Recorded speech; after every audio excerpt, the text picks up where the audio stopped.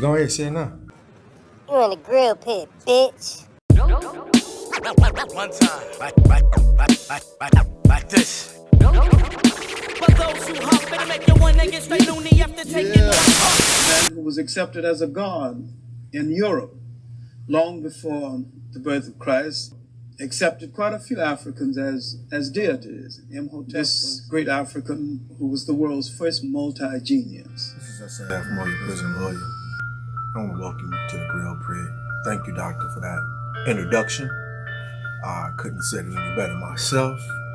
And I can talk about this. yeah, go ahead. I got you. This is Ron B in the middle.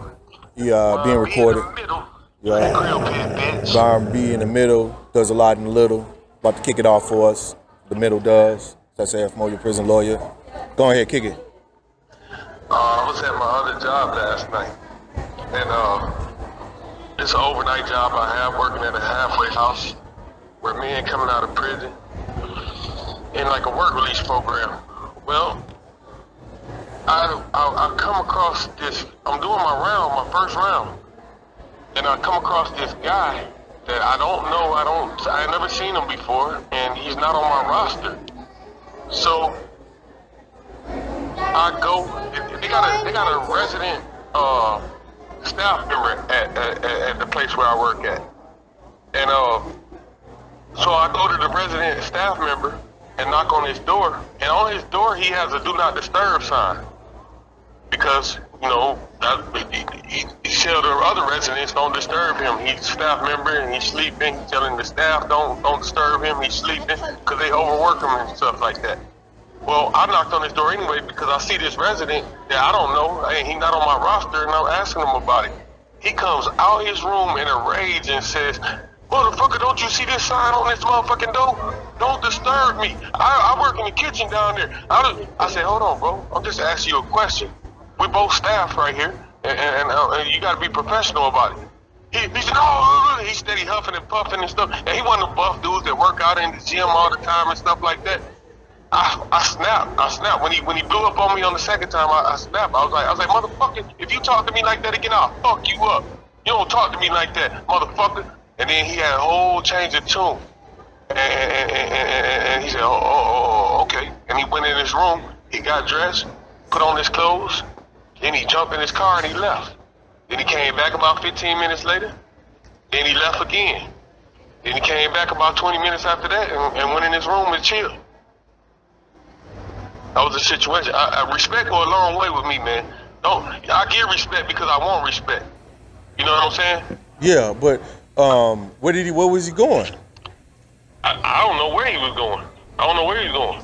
Yeah, I would have scared me because I wouldn't know buddy trying to get a pistol or something. You know what I'm saying? That's the only thing I would, not so much scared. That was the least of my worries because he's not from here. You know what I'm saying? Like, you know what I'm saying? When he was locked up, he had just got here, and like he really don't know nobody here. Like outside of the spot where we work at. All right, our church and stuff. All right, what I want to talk about is the demo you told me about the broad sneaking in and buddy telling you to go get the vacuum cleaner.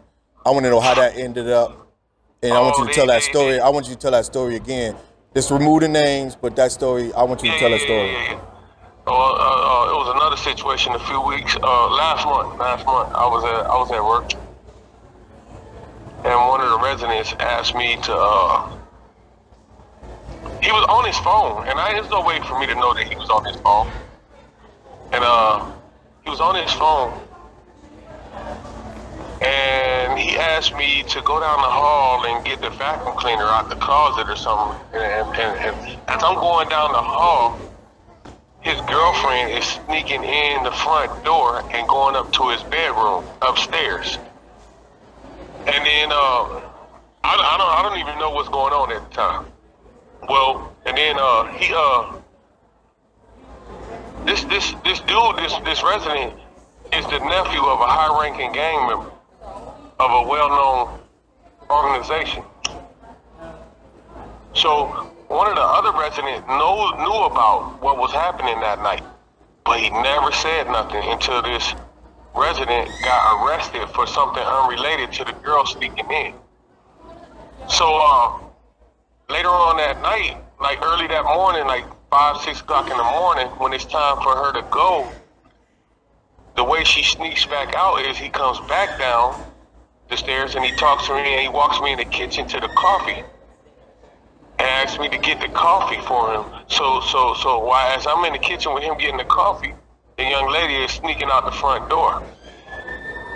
And the way we find out about this is because the other resident that knew about this. Well, when the one resident that did this behavior, when he gets arrested, then the other resident came forward with this information. I'm talking about he had the exact date, the exact time, and everything. So the staff were able to go right back to the computer because all the cameras that are around there are digital. So they were able to type in the exact date and the time and go and look at the cameras, and they seen this event happen.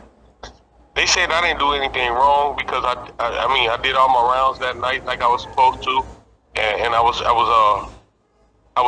just helping the resident do what he needed to do to live right there in that space. Whatever happened with that situation, how it played itself out. Did he end up going back in? Well, he went back in for something unrelated. Okay. He had something else, like he had an arrest warrant out for him for something totally unrelated to the halfway house. Are they gonna change that policy? With you having to go? Did they? Because that anybody can do that now. Well, what they doing now is they cause see, they got a no smoking policy, going outside and smoke policy after midnight on the weekends. I only work on the weekends. And I disagree with that policy because when you got cameras everywhere, you got cameras out in the parking lot, you got cameras everywhere. Nobody can do anything around that place without being on camera except for go to the bathroom and take a shower.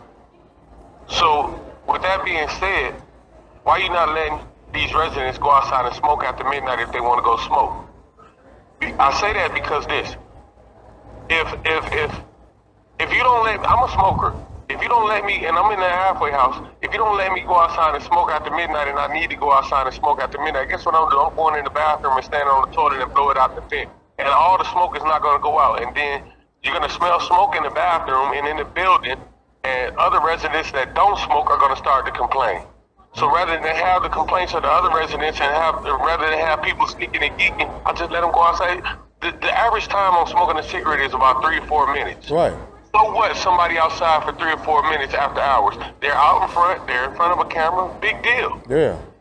I mean, that's just petty. That's some petty ass shit. Yeah. That's super petty.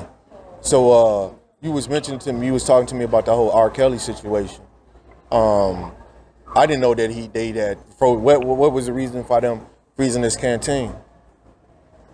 I guess it's lawsuit reasons and stuff like that. Like they froze his money on his account, or his commissary account, because I guess I don't know how much money he had on his account. He probably hundreds of thousands of dollars. Yeah, but R. Kelly was he was getting bankrupt right before he got arrested. Yeah, so, but I don't know how much money he had. Hundreds of thousands of dollars because like it's like all of them. If you connected to Twitter or TikTok or SoundCloud and people are downloading your music, that money comes directly to you. Or he could have somebody else as trustee of that account. So think about it like this: if he's getting 1 million views on music, and say that equates to $30,000, $40,000, $50,000, that's like $1 million in prison. So I was just like, I got X amount of dollars. Send me in $25,000, $30,000, and put that on my account. Now can't nobody really mess with it. It's safe. It's like a bank account, and I'm straight, in prison. So cause think about it. Think about if a motherfucker got $150,000 on his account, like a lot of natives have in a joint. You basically running a joint. So they main concern with him is that he can actually pay. So I got $150,000 on my account. And I'm working with a guard who's making what, $25 an hour, and I tell him, I need you to stick me a cell phone, and I'll give you $5,000, for the cell phone. I need you to XYZ, you know what I'm saying? And that's probably what they really worried about, because he's got in prison. Those guards don't make no money, and it's easy to bump a guard, especially when you're a superstar. You know? I seen it happen. I seen it happen when you're not a superstar. Right. I seen it happen with people that got money. You know, like R Kelly money, drug dealer money. Yeah. You know what I'm saying? I seen it happen. Yeah, stupid money. And that's what I'm saying. That's probably what the biggest worry they have, and why they freezing his accounts in general, is because he probably never get that money back. Never get that money back. Right. Just to frustrate him, because just to frustrate him. Like you say, you don't have to get a third party that he can trust to send the money in. Right. Yeah, he have to put. Cause I seen this when I was locked up. Like you got a limit of $300 a month that you can spend in federal prison, and some people like to spend over that limit. You know, cause they like to feed other people. They like to feed I run a store. Yeah, they run a store and all that. They run everything. So y'all don't. It's for multiple reasons. Y'all don't have a coin. Y'all don't have coin in there. No, they didn't have coin. So how y'all on the gambling table? How y'all on the gambling table? Well, you okay, you get a line of credit from the houseman of whatever you need, whatever you think you can afford, and if you win, you win. If you lose, then you send some money to somebody's account, or you send money to a third party outside of the prison, and that person verifies the money is sent through the person that's outside of the prison, and whatever that person does with that money is his business. But the debt is paid. So y'all, because I know like in Fairboat they got coin, so you can only have so much coin on you. So you say you can only have like $25 or $30 or $40 of coin on you, and if they catch it, it's contraband. So they spread the coin out, but a lot of times you find individuals doing stores for coin. So I give you 3 for $5, because coin is money. Coin, you go to those vending machines with the coin. So in the bid, stamps is money. Stamps, okay. Yeah, stamps are money. It's just like cash money. Yeah. So like a book of stamps might cost, I think, $30 on canteen, on commissary. Yeah. And it's like 20 stamps at 50 cents a piece. What is that? $10? Yeah. That's what they cost. That's what it costs. Yeah. Okay. What they do is they buy stamps. Everybody in the feds has stamps. You're only allowed to have 3 books of stamps on your person without it being contraband. Mm-hmm. But you got people with thousands of books of stamps. Yeah. So that's the cash. That's how money is exchanged. You buy shoes from other people with books of stamps. You buy food from people with books of stamps. Like some people fry food in the dorm and stuff like that. You go to the gambling table with books of stamps. It's hundreds of thousands of dollars being exchanged via stamps. Yeah, that's sort of what I was getting at, and like I said, with him freezing them up, he becomes I mean, you can't have nobody with that type of money. He runs the joint, runs the joint, he runs whatever camp he goes into just on the money tip, so he can get protection, he can whatever he needs. So they basically trying to send him out to get fucked up, because at least with the money on his book, he can pay for the stuff that he needs. Whether it be whatever it might be, because people got all types of stuff in the joint that we don't even know about. Well, by them freezing his account, they're making him commit a crime. Yeah. They're forcing him to commit a crime. Well, somebody else to be complicit. The crime being exchanging money with other inmates. But even me being complicit in helping them commit a crime, right? So now they got me. They got a reason not to. So what they're doing is they're trying to injure him and see who's going to come to help, so they can shoot that individual who's coming to help him. Right. Right. So they're trying to reduce any help that he could possibly have in the joint, and that's what they do. That's why they want you in there. So I mean, that's just crazy. Like I said, I mean, I'm not for against anything, but I just know how these people get down, and the behavior that they have, and that behavior that they have is sadistic, and it's crazy because Why are you doing that to him? You trying to make his life hell. It's job security for them. Yeah, that's the whole thing about that whole Young Thug situation, that Jeffrey Williams situation, is like they got these cats with the, you still see him on TV with all his money and doing all this crazy stuff. Like, money don't mean shit, man. At the end of the day, these people control everything. And especially once they get you behind the bars, they control even more because, like you say, they could limit access. They reason in the state, they always had it where if something happened, so say if I got into an altercation and I broke something, well, that money, they don't have to worry about they getting their money because they taking that right out of my account. So it's just like, even the money you have in the joint is not really your money. They have it. They allow you to use it. Because at any time they could, like you say, they could freeze your account, stop you having access to your money. Your money can come up missing. Who you gonna go complain to? Not them. Them? They could care less. So. Well, in the feds, you can go to court. The feds is a little bit different than the state. Like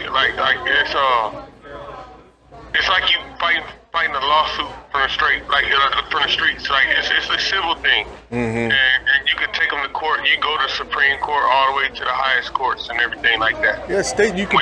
When you don't like the behavior, like how you being treated, or if you got a grievance, like it's bigger than the grievance process and the ombudsman and all that in the Fed. Well, with your state, you could eventually get there, but what the state likes to do is, like you say, they got all these little state areas that they could push you through and be like, I don't understand why he's going to the feds or the state because we've already administratively took care of that, and that's the problem with the state is because they do it in house. So that's what I'm getting at is if the state's stealing your money for you and they find a policy that they can use and say that's the reason why we're stealing our money from you, going to the states, going to the feds, or going to the state, anything at the end of the day is not going to make any sense because it's already been taken care of. That's why I did never like the state because they take care of everything in house. And why would I gamble with the person who's the house boss and think his rules are going to help me? You know what I'm saying? Right. I got a problem with what the house is doing, and the guy I'm gambling with is the house. And I think he's going to decide on my side. Don't make no damn sense. So the other thing that I was going to say is, I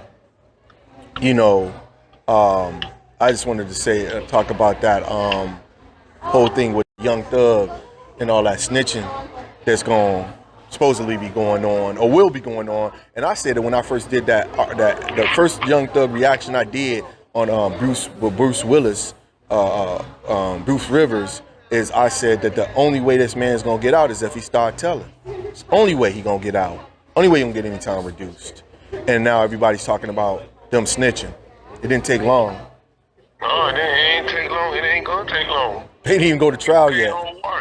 People, you become accustomed to a certain lifestyle, and then when they take you out of that lifestyle and put you in the county jail, where it's you bad. eat the same meal 3 times a day. Yeah, it's bad. You being controlled by somebody telling you when to shit, when to piss, when to stand up for count and all that, and you get tired of that. You get tired of that. Yeah. And you try to find a way out. Well, I guess with his lifestyle too, you got them saying, you got him sleeping on cement or steel, those nasty ass covers. You say Atlanta's got one of the worst prison systems in the nation, probably the world, and you saying rats, there's gangsters in there. I'm not talking about a human rat. I'm talking about a real live animal rat. Right. And I say with that going on, and I come to your cell and be like, listen, Joe, all you got to do is tell me what I need to hear, and you'll be home in your nice mansion, driving your nice cars, fucking your white women. That's all you got to do. And shit, it's got hard. And that's what's wrong with these gangsters who call themselves gangsters. And it goes back to what DJ Phoenix was saying, and I listened to what he was saying. It's just like these guys. It was different when we was in the game. You was getting checked down and you walked the walk, and it wasn't about likes and views or about people believing that you are somebody that you're not, that they attempt to do now. So all I don't think I do is say I'm GD or say I'm Vice Lord and I represent, and then and everybody believes that. So now I'm standing on it. It's different now, but now it was different before. But now that's all they have to do. But now when the shit hit the fan, don't nobody want to be GD. Don't nobody want to go to prison. All those rap songs you made, all that bullshit you talked about is dead. You should have been in a church singing church songs, cause this shit is real. They making it real. Well, the feds is a whole different ball game. You might have somebody telling on you in your case that's unrelated to your case. That's crazy. I'm gonna tell you why I say that. Because when you go to jail, when you go to prison, county jail, wherever you go, whoever they put you in a cell with, you and that person become close. Right. And you pillow talk, so to speak. Right. Let's call it pillow talking. Yeah. Like y'all sit in there and y'all talk about everything. You talk about the bitches you had. Everything. And I don't mean, and I'm not disrespecting women by calling them bitches, but I'm telling you how we talk while we're in there. Yeah. I had this bitch. I had that hoe, and this and that. This is the talk. This is the conversation. And then you say you had this car, you was making this much money, and you tell your stories, you tell your war stories. Yeah. And somebody else turns that into a case. Because some people talk about murders they committed, crimes they committed. Yeah. You know what I'm saying? And then the cellmate, if it ain't even him, he might tell the story to somebody else that's his friend, that's in his car. Yeah. You know what I'm saying? Yeah. And then he's like, oh, give me more about that. And then this other person or that person contacts the prosecutor, the state attorney, the prosecutor. Yep. You know what I'm saying? And then they turn it into a case. Yep. Or they become a witness on your case and they weren't even there when the crime was committed, but they heard what you said when you was in the cell with them. Yep, that's all they have to do. That's why they want to put you. That's why they want to control you and put you in those cells. Because a lot of times, like you say, you sitting in there for 23 hours, 18 hours, and y'all ain't got nothing to do. Ain't no TV, and ain't nothing. So you get bored as hell. You think Buddy seem like he cool, and y'all get to talking. And when I was in county, I got into an altercation with a motherfucker because they stuck a motherfucker that had the same type of crime in my cell because they was trying to get more information from me. I guess because they rarely want the victims to come testify. Who would they call the victims to come testify? So it's great for them to get other individuals to add on to their case. So they had a dude that he had a pimping case. He was doing some motherfucking gorilla pimping, burning bitches, cigarettes, all types of shit. But he knew he was about to go. He knew. So he was. All they was telling them is that get us some shit on him, and we'll work something out with you. So they put Buddy in, and I seen him once I got to the joint. I seen him. He ended up getting a deal. I don't know how, but he ended up getting a deal. But when I got to the joint, I seen him, and it was cool after that. But like I said, they put people in situations, and like you said, you trying to go home. You ain't trying to.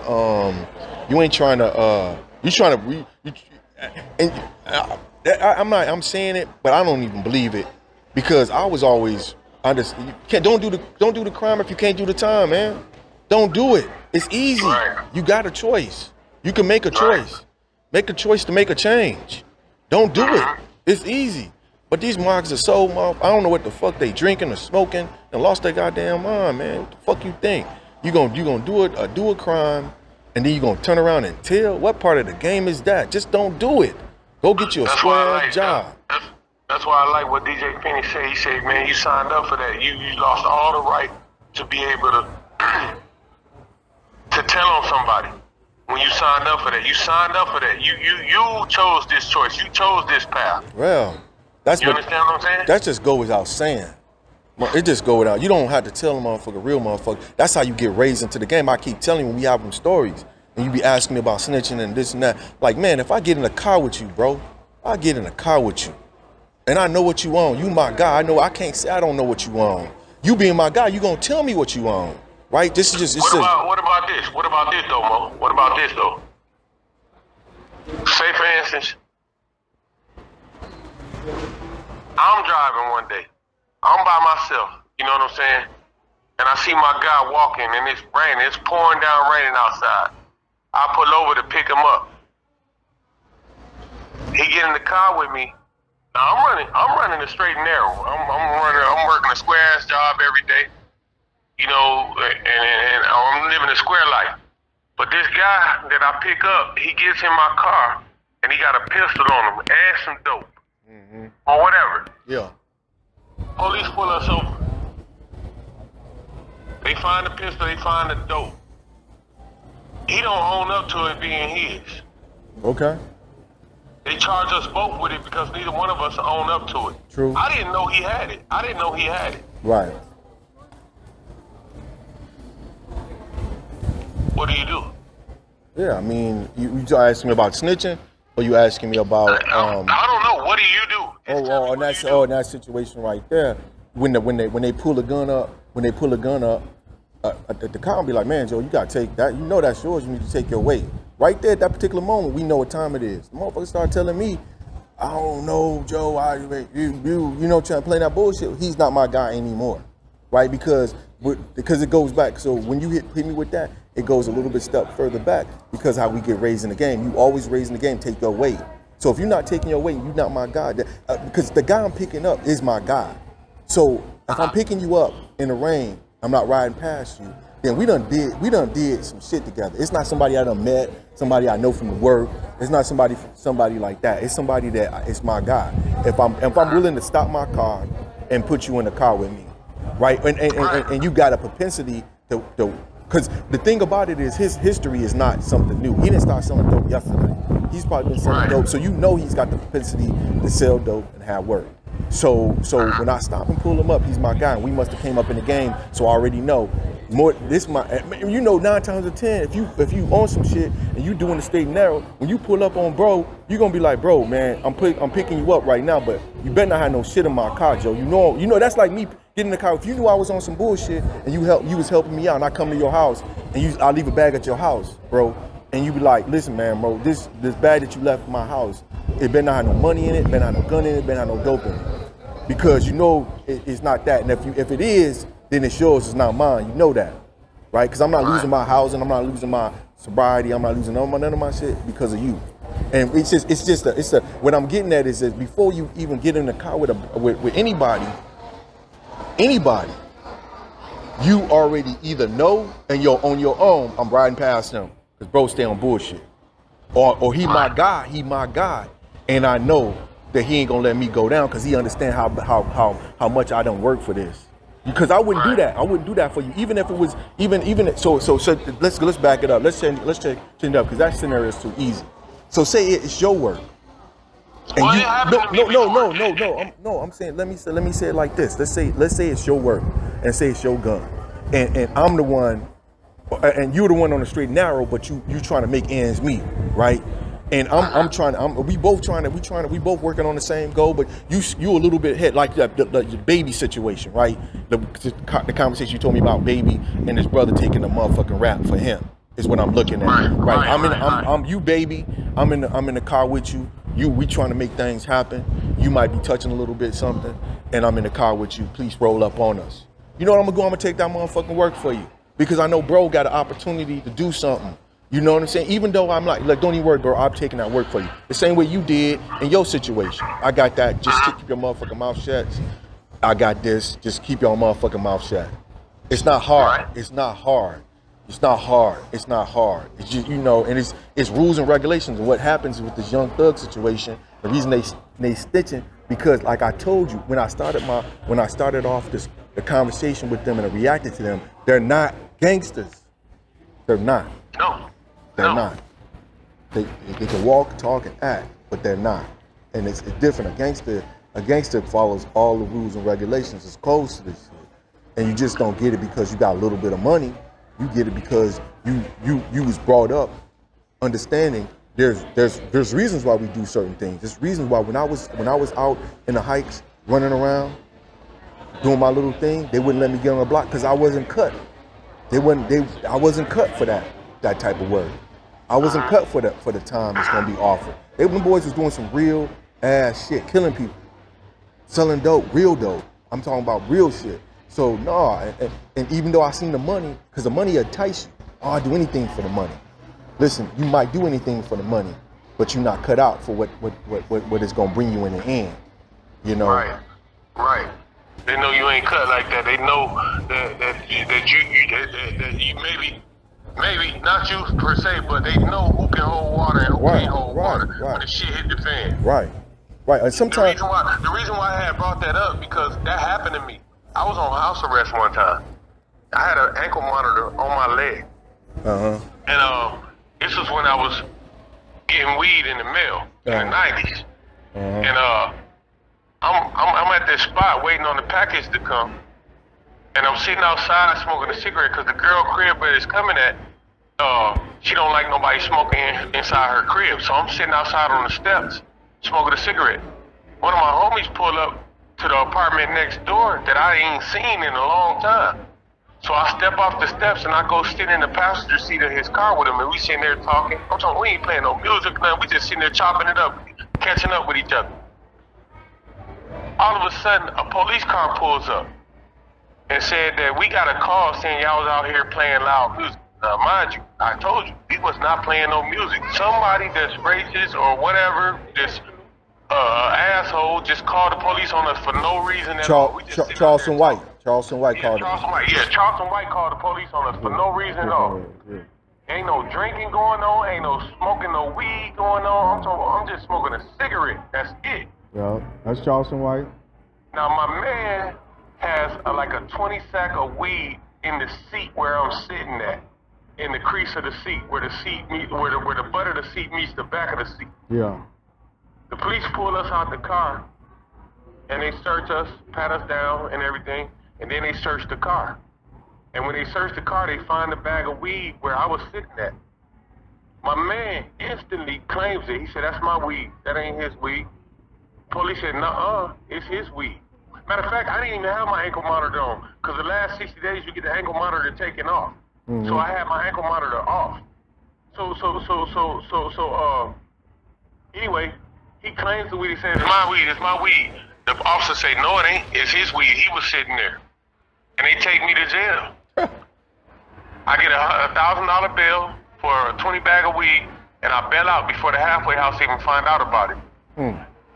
And at this time when this happened, I had about 7 days left on house arrest. Well, they find out 3 days later. I don't tell them that I got arrested and bailed out. They find out while I'm at work one day, and they call me and tell me I need to report back to the halfway house. They make me spend they find out 4 days, when I got 4 days left, and they send me back to the halfway house for my last 4 days on house arrest at the halfway house, and I couldn't go to work for 4 days. Yeah, that's just dumb. I ended up beating that case in court because my friend claimed the weed. Yeah. My homie, my real nigga, he claimed the weed and said it was his weed, but after they dropped the charges on me, they never end up charging nobody with the weed. It's petty anyway. It was petty. They should have just thrown it out anyway. Just thrown the weed out. If they want to, they want to. If any, come on, man. This. But what was that? Minneapolis? St. Paul. That was St. Paul. Yep. Yeah. Just petty ass shit. I mean, it's just that is.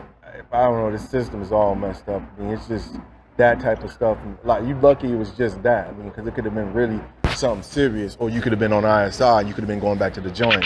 I mean, yeah, it could have been a pistol. It could have been a pistol. I was dead. Yeah, dude, I'm about to do. What is that? 3 strikes? Yeah, it could have been a bullet. Yeah. It could have been a bullet. They giving time. They giving 10 years per bullet in Florida. Yeah. I mean, like you said, and it's benefiting them because none of it makes sense. At the end of the day, it's benefiting them. So, yeah, I mean, like I said, it just is. I said I kept it real when I went off and I started talking about the whole snitch situation, and I kept it the way it was and how I believe it. And like I said, when I seen Buddy in court, when he was just on the court before he even went to court for the real stuff, I'm like, man, he's not a gangster, dude. He's not a gangster, but they're trying to make him a poster child for it so they can convict more individuals. And what's killing me about the whole scenario is that there's nobody really standing up for him. There's really nobody in this business, music industry, that's got his back. And I don't mean maybe so you can say in the backgrounds there's individuals working. I'm like, no, I'm talking about in the foreground of what's going on, saying you can't do this to these individuals. because it doesn't make any sense. So My thing is this. How in the hell do you use my lyrics, my craft, against me in court? Cause I'm only rapping about something that I created in my mind, or something that I lived, or something that I seen. You know what I'm saying? It's not concrete evidence that I actually did this, because you look back in the day when gangster rap first started. You didn't take Scarface and them to jail for their lyrics. Right. You didn't take Pimp C and them to jail for their lyrics. You didn't take NWA to jail for their lyrics. Right. And you know what I'm saying? Yeah. Why are you only making it this particular demographic of individuals? Because people in movies play villains all day long. People write scripts. People write books. You know, I mean, that's what I mean by the industry's not standing up. Where's the industry at in this conversation? The same way. Where was the NRA in the conversation when Castile got killed? You know, they big people on. People kill people in movies all day, every day. Mm-hmm. Ain't nobody going to court for that. No. And some of the stuff for is writing the script. The writer's not going to jail for writing the script. And a lot of that stuff is reenactments of stuff that actually happened.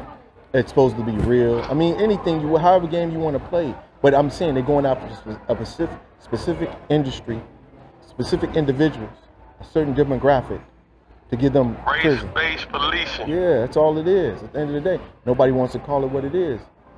Nobody wants to get involved with it. But the thing about it is, if you watch that last video that I put out, I asked a critical question. Where's Charleston White in this Brittany Griner situation? Why is he not talking about that? Where's the NBA at in this Brittany Griner? And because this is the individual who claims this is his country. Do you think that if your black ass went over to Russia, that this is your country, would be helping you when they won't even help her? But this is your country. You know what I'm saying? So why aren't they? You know, why isn't this not a conversation? Why aren't people holding these individuals accountable? Yeah, and still you want to run around and talk about this is your country. You have a right, you have constitution. Man, get out of here, man. They get 2 fucks about your goofy ass. And that's what's wrong with him. His goofy ass only want to talk about his own kind. He want to talk about Boosie. He want to talk about Young Thug. He want to talk about and put him down. He want to put his own people down. That's what he's there for. That's the reason. That's why I say, like, when you say he's making a point, I say he makes no point. What he does is, like, if you bring up a conversation right now, I like chocolate ice cream. I'm gonna say I like vanilla, just because I know you like chocolate. So some people might be like, well, Ron making a point, he like chocolate. Mo making a point because Mo making a point because he like vanilla. I'm not making a point. I'm just arguing the opposite of you. I really don't like vanilla, but I'm just saying it because I know you like chocolate. That's all that man does, man. At first, when y'all first brought him to me, I was like, yeah, I said the same thing you said. I was like, man, sometimes Charleston White is right. I said it. I have a video saying it. Yeah, and I said the same thing. And I'm gonna stand on what I say. I said it because I had no time to analyze this dude. And as I start analyzing him and seeing all these different videos of him and how he's acting out these situations, I was like, man, this dude is on BS for real. He's just saying stuff specifically for views, saying stuff to entice people, saying things to get people involved in activities they normally wouldn't get involved in because they're seeing him do it and believing that somehow it makes sense. It's like you said. It's like you said the other day. You said you don't think he believe half the shit that he said. I know he doesn't. Yeah, and I don't believe he does. And they brought up too with the stuff that he said about George Floyd. They brought that up on the same video. They talked about him being an informant. Same video they talked about him saying that stuff about George Floyd. And why would you say something like that? Why would you say something like that? Why would you, even if you believe it, why would you say it unless you're trying to get people to look at it one way or the other? Why would you say what you said about President Obama? Right. And all he never did nothing to you. You don't even know this man. So that's why I say they're putting them out there because they want to keep us from focusing in on what the true thing or truly what's going on, and by us looking at him or talking about him or wasting time on him, we don't really understand what's going on. But we can't focus on what's really going on. The Jetsons, they going to Mars, baby. And they're leaving all the black people behind. You too busy worried about this idiot. Yeah, too much. Yeah. All right, but yeah, I was just kicking the bobo with you on the business, you know. And like I said, I mean, like it's just to me, it's just a lot of stuff going on that I want to continue the conversation. You know. All right. Yeah, definitely continue the conversation. Our distinguished minds to receive our distinguished guest. He is more than a scholar, he's more than a lecturer, he's more